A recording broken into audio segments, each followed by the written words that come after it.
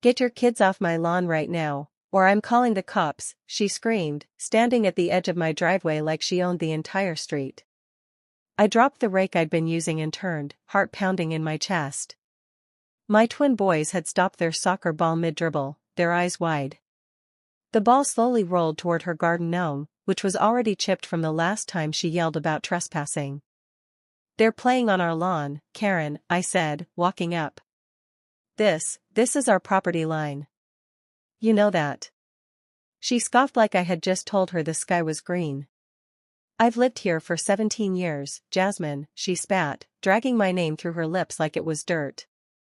I know exactly where my property begins and ends. Your little brats have been kicking that ball too close to my roses. Again. Last warning. Before I could even reply, she pulled out her phone and started dialing. My boys ran to my side, clutching my arms. Mom, we didn't do anything. They cried, their small voices shaking with fear. I snapped. You really about to call the cops on a 7-year-old and a 9-year-old for playing soccer on their own lawn? Karen ignored me. She had that smug look on her face, the one that said she lived for moments like this. She was already reporting to the 911 dispatcher like my kids were armed fugitives. I stepped in front of her. Put the phone down. I'm serious. She tilted her sunglasses, just enough to glare at me full force. What are you gonna do, Jasmine? Cry to the HOA? Oh wait, no, never mind. They always side with me. Her voice was laced with venom, the kind that made you question every bit of progress you thought you made in your life. And as I stood there, watching her wag her phone like a badge of authority, I felt something inside me crack. That's when I decided. I wasn't going to be quiet anymore. I wasn't going to be polite. I wasn't going to let Karen bully my family one more day. You think the HOA still belongs to you? I said slowly, stepping closer. You think you can throw your weight around and threaten families with your little phone calls and fake rules? Karen's eyes narrowed. Well, here's something you didn't know, I continued, my voice steady now. There was an emergency election last week. And guess what? I was voted in, unanimously. As of Monday, I'm the new HOA president. Her face turned pale. No, she said, the word falling out of her mouth like poison. That's not possible. I pulled my phone out and showed her the official email confirmation. Her hands were shaking as she stared at the screen. I already filed the paperwork to have your noise complaints reviewed, I said. Every time you've harassed someone for walking their dog, playing music too loud, or letting their kids be kids. You've been abusing your fake power for too long, and now it's over. She stumbled back like I'd slapped her. You can't do this, she muttered. This neighborhood needs order. Rules. Rules? Or rules? Or control? I shot back. You called the cops on my kids, Karen.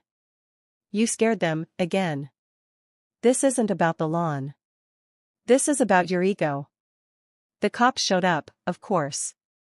They always do when Karen calls. But this time, they didn't get the screaming woman on the porch with a broom in her hand. They got me, calm and collected, HOA documents in hand, and a crowd of neighbors already stepping out of their homes to watch. Because they'd heard it too. They always did. I turned to the officer and explained everything, how Karen had been weaponizing the HOA to harass everyone who didn't fit her idea of perfection.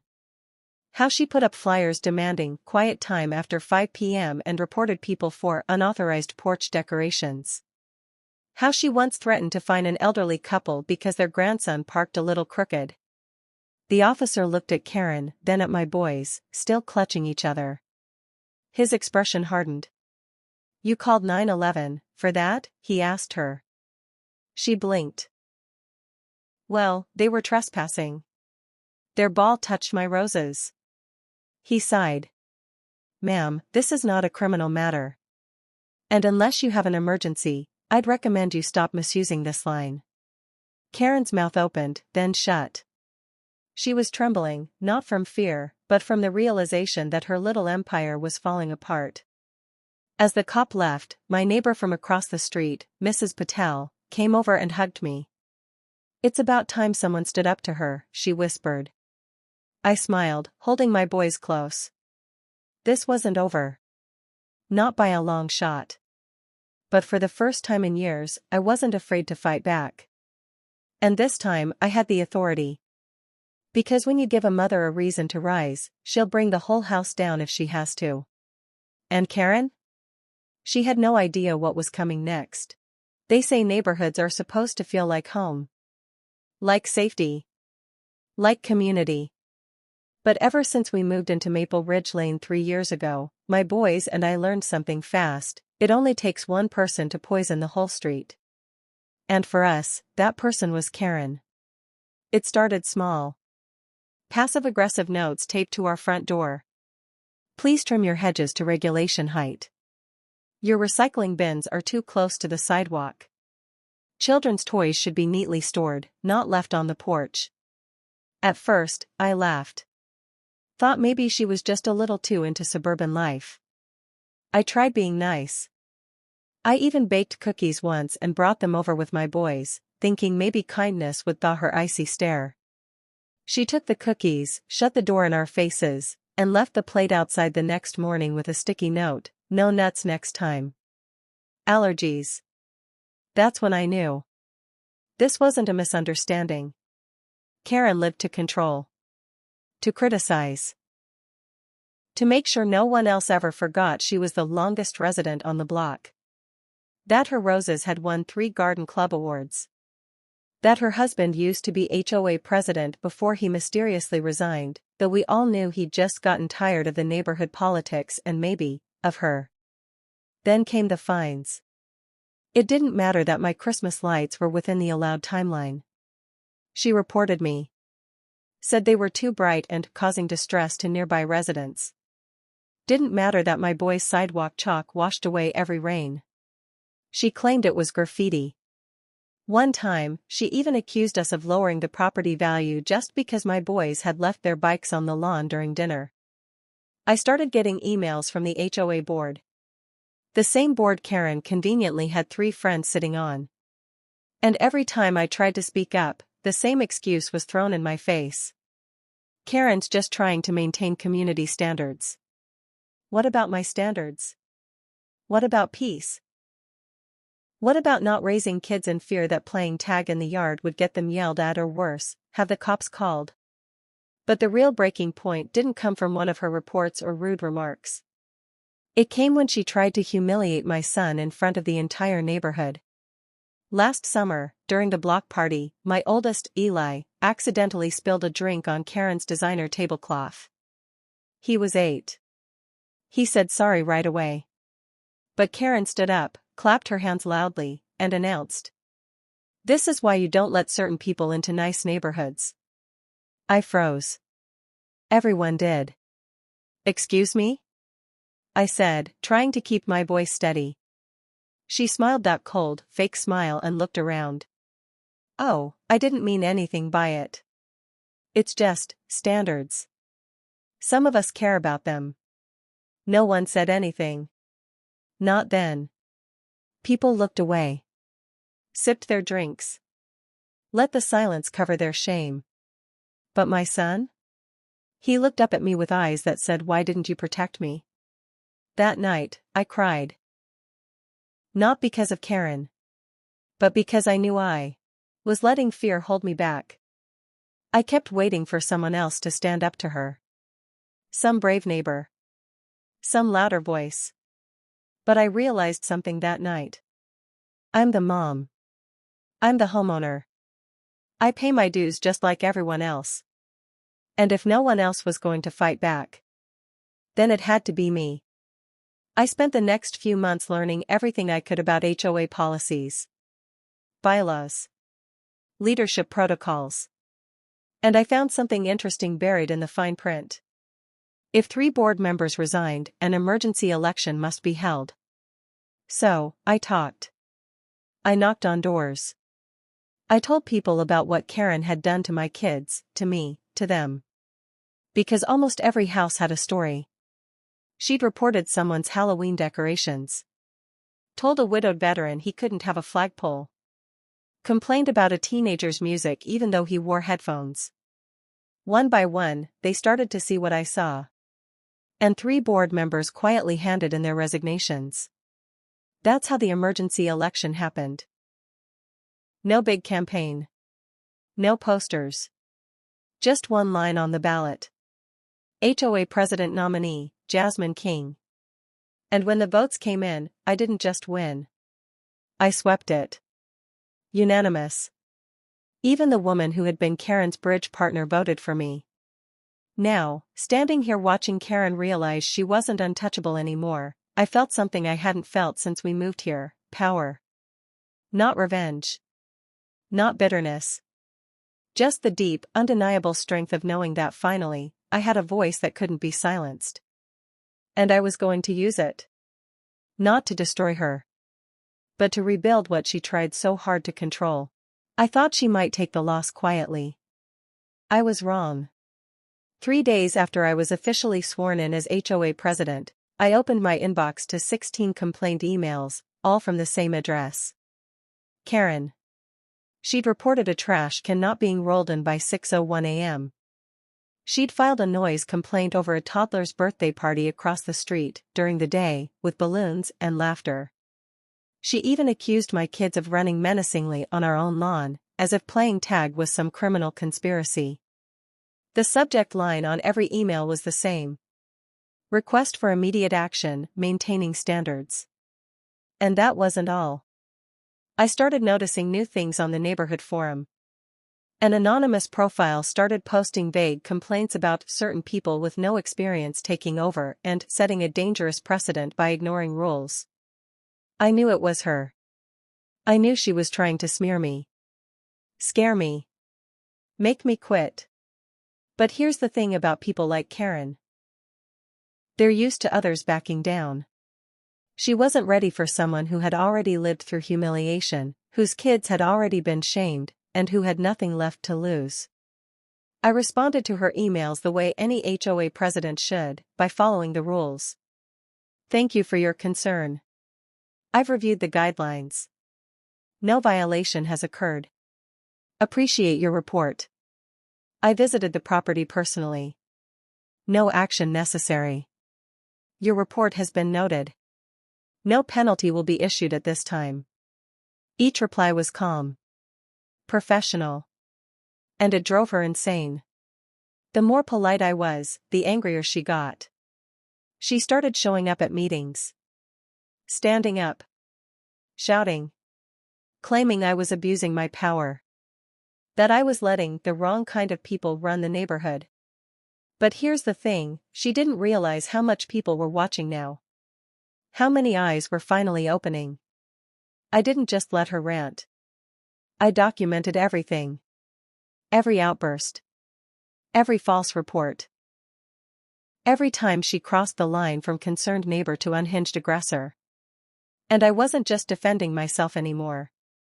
I was building a better community.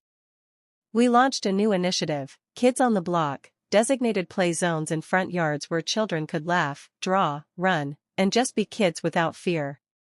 We rewrote the fine print on outdated appearance codes, allowing residents to decorate porches, celebrate holidays, and express personality without the looming threat of citations.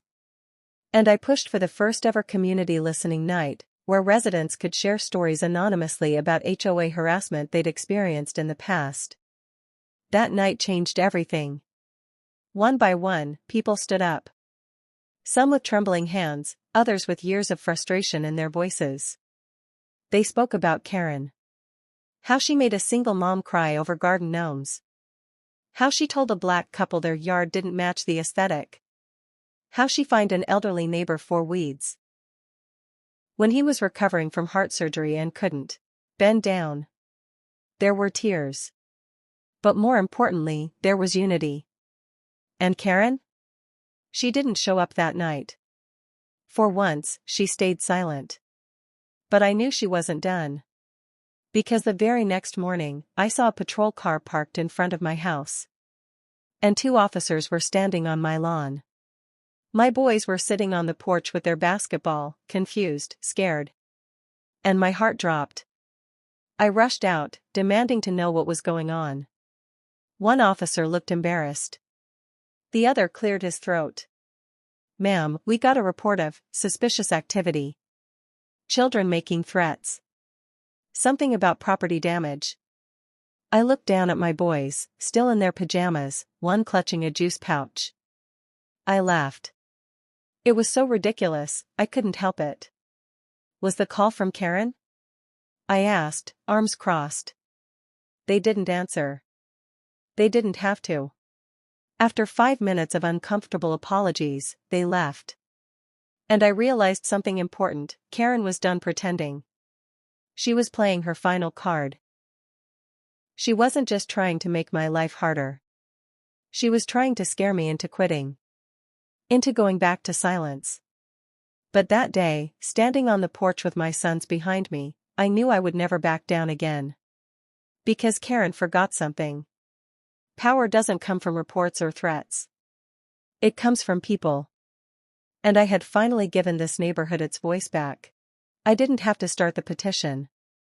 The neighbors did it for me. After community listening night, something in the air shifted. People who had never spoken up suddenly began emailing, texting, knocking on my door. Not with complaints, but with support. "We need to do something.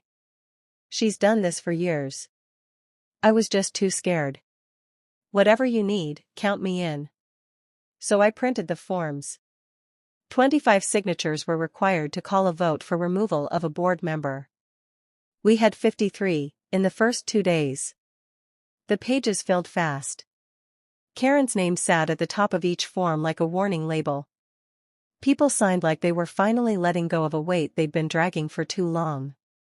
Even her former allies, the ones who used to laugh at her HOA jokes and benefit from her selective rule enforcement, started backing away. "We didn't know she was like that," one neighbor whispered to me at the mailbox. Oh, she was exactly like that. And she was about to be held accountable. But Karen wasn't going down quietly. On the 3rd day of the petition drive, a thick envelope arrived at my door. No return address. Just my name in black ink, underlined twice like a threat. Inside? A formal cease and desist letter from her lawyer. She was accusing me of personal harassment, public defamation, and targeted persecution. Claimed I was leading a vigilante mob and threatening her safety. I actually laughed, until I saw the closing line. Failure to comply may result in civil litigation. So now she was suing me. Or at least pretending to. I sat on my porch with the letter in my lap and my hands shaking, not from fear, but from fury. Karen had crossed every line. She had called the police on my kids, tried to ruin my reputation, and now she was weaponizing the legal system just to protect the tiny shred of control she still had. I was done playing nice. I drafted my response within the hour. It wasn't full of legalese or fancy arguments. Just the truth. Cold and clear. I listed every documented complaint, the dates, the witnesses. Attached statements from residents who'd been targeted. Linked recordings from public HOA meetings where she'd shouted, cursed, and intimidated others. I made it all public on the HOA website, under a new tab called Transparency and Accountability. Within 2 days, the post went viral, within our zip code, at least. More signatures came in. Parents. Seniors. Veterans. Even the teenage daughter of one neighbor posted a TikTok exposing Karen's behavior. It got 80,000 views in 2 hours. Now everyone knew. The final HOA board meeting before the vote was packed. More people showed up than chairs could hold. Some stood. Others sat on the floor. I looked around and saw faces, real, tired, brave faces, finally refusing to be silenced. Karen entered last. Hair perfect. Expression tight. Dressed like she was going to court. Maybe she thought this was still a game she could win. She stood, cleared her throat. And did exactly what I expected. She played the victim. These attacks on me, they're personal. They're cruel. I've served this community for years, she began, voice trembling just enough to seem believable. But when she finished, no one clapped. Silence. Then a hand went up. A man in the second row. Mr. Thomas, a retired vet. He spoke. Karen fined me $300 for a flag on my porch. The same flag that's on my son's casket. You remember that? A murmur moved through the room. Another hand. Ms. Ortiz. She said my daughter's wheelchair ramp was a code violation. That it made the neighborhood look industrial.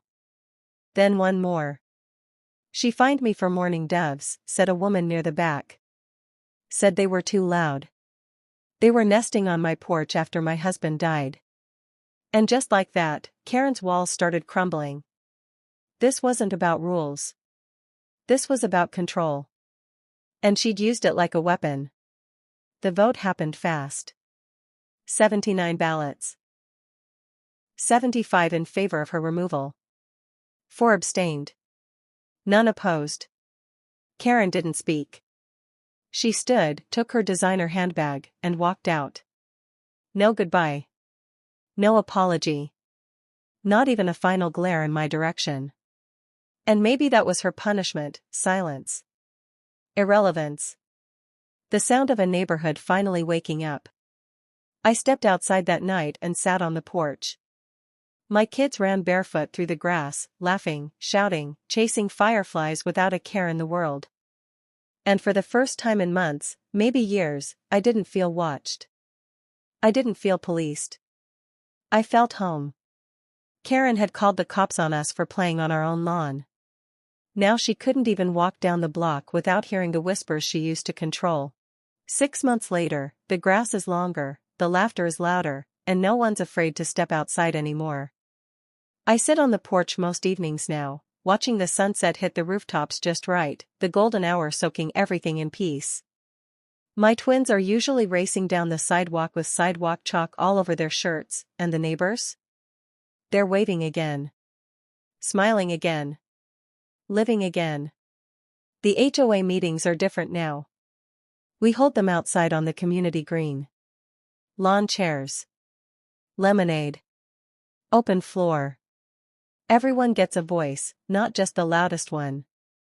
We scrap the ridiculous fines. The too many flowers rule? Gone. The no basketball hoops in driveways nonsense? Gone. We even had a Saturday cookout called Freedom from Fines. The grill ran out of propane before the speeches were done. People brought dishes from their cultures. Someone played the guitar. And for the first time since I moved in, this neighborhood actually felt like a neighborhood. Not a gated cage with painted lawns and plastic smiles. We didn't just vote Karen out, we took our lives back. As for her? She moved 3 blocks down, into a smaller home on a street without an HOA. At least, that's what I heard. She tried to start a neighborhood integrity committee over there, apparently got laughed out of the block meeting. Karma wears sneakers sometimes. One afternoon, I was outside planting marigolds when a black SUV rolled by slowly. It stopped. Karen stepped out. Same hair. Same pursed lips. But something was different. The sharpness was dulled. Like a knife that had finally met stone. I see they let the lawn grow wild now, she muttered, glancing around. I stood up and wiped my hands. No one's asking for permission to breathe anymore, if that's what you mean. She blinked. Took a step forward. You ruined my reputation, she said, her voice flat. Made me look like a villain. I looked her dead in the eyes. You didn't need my help for that, Karen. You did it all by yourself. She stared at me. A flash of something crossed her face, regret, maybe. Or recognition. Then it was gone. She got back in the car. The engine hummed. Before she rolled away, she paused. You know, you're not as quiet as you used to be. I smiled. And you're not as powerful as you used to think you were. And just like that, she was gone. Back to wherever people like her go when they lose the spotlight, still searching for control in places where it no longer exists. I looked around at my lawn. My kids were drawing hopscotch boxes with pastel chalk. A neighbor kid, one Karen once tried to ban for being too loud, was tossing a football with his dad across 3 driveways. And I just stood there, taking it all in. Not every battle is loud. Not every win makes headlines. But this? This was ours. We took back our street. We unlearned fear. We stopped whispering and started living. The moral? Sometimes the bully has a badge, a clipboard, or a fancy title, but that doesn't make her right. And sometimes the quiet ones, the ones they think won't fight back, turn out to be the loudest voice when it matters. Karen called the cops on my kids for playing on our own lawn. Now? We run this neighborhood. And no one's ever calling the cops on childhood again.